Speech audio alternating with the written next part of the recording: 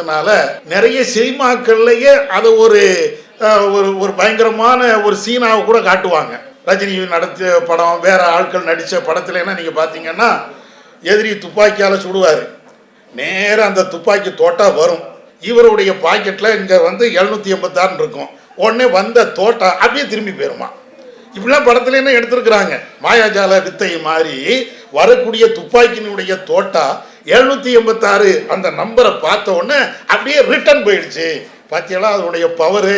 இப்படியெல்லாம் இதெல்லாம் ஐயா கேட்ட மாதிரி ஏமாத்து வேலை, ஃப்ராடுத்தனம் தான்.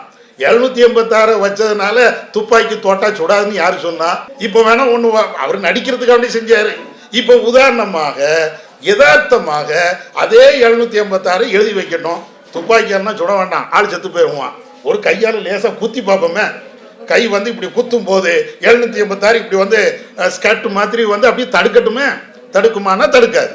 நான் கையை ஓங்கி அடித்தால் அடி விழுந்தது தான், கையால் குத்துனால் குத்துனது தான். அப்போ 786 உடைய பவர் என்ன, அது ஏன் தடுக்கலை?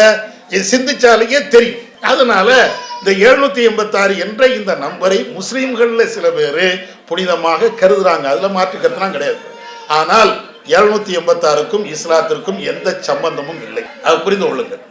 786க்கும் இஸ்லாத்திற்கும் சம்பந்தமே இல்லை. இஸ்லாத்தின் பேரால முஸ்லிம்கள் உருவாக்கி கொண்ட ஒரு மூட நம்பிக்கை. இது மூட நம்பிக்கை தானே தவிர இஸ்லாத்திற்கும் 786க்கும் சம்பந்தமே கிடையாது.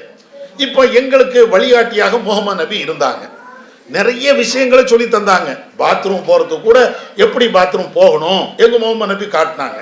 சாப்பிடுவதா இருந்தால் எப்படி சாப்பிடணும் முகமது நபி காட்டினாங்க. எதை சாப்பிடணும் எதை சாப்பிடக்கூடாது முகமது நபி சொல்லி தந்திருக்கிறாங்க.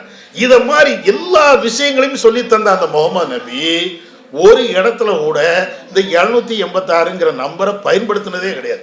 முகமது நபி போருக்கெல்லாம் போயிருக்கிறாங்க, வாழை தான் தூக்கிட்டு போனாங்க. அந்த காலத்தில் போருக்கு போகும்போது இன்னைக்குள்ள ஸ்கட்டு யவுகனை ராக்கெட்டு அப்படின்னு இருக்குது, அன்னைக்கு அதெல்லாம் இன்னும் கிடையாது. வெறுமனே வாழு கேடயம் இதுதான், ஈட்டி வச்சிருப்பாங்க, கத்தி இதை மாதிரி வச்சிருப்பாங்க. அது அன்னைக்கு உள்ள ஆயுதம் அதுதான். என்னைக்காவது நபி அவர்கள் வாழை கொண்டு போகாம இந்த 786 கொண்டு போனாரா? முகமது நபியுடைய வாழ்க்கையில அவங்க எங்கேயாவது இந்த 786 பயன்படுத்தினாங்கிறதுக்கு ஒரு செய்தி கூட இல்லை. முகமது நபியுடைய வரலாறுகள் இன்னைக்கும் அப்படியே எழுதப்பட்டு பாதுகாக்கப்பட்டு இருக்கிறது. ஆனா இந்த எந்த இடத்திலையும் நீங்கள் பார்த்தீர்கள் என்றால் இந்த 786 முகமது நபியோ அல்லது அவங்களுடைய தோழர்களோ பயன்படுத்தினதாக எங்கேயுமே இல்லை. அப்ப இந்த 786 எப்படி வந்துச்சு, முஸ்லிம்கள்ட்ட எப்படி வந்துச்சுன்னா, எங்கள்கிட்ட வந்து எதை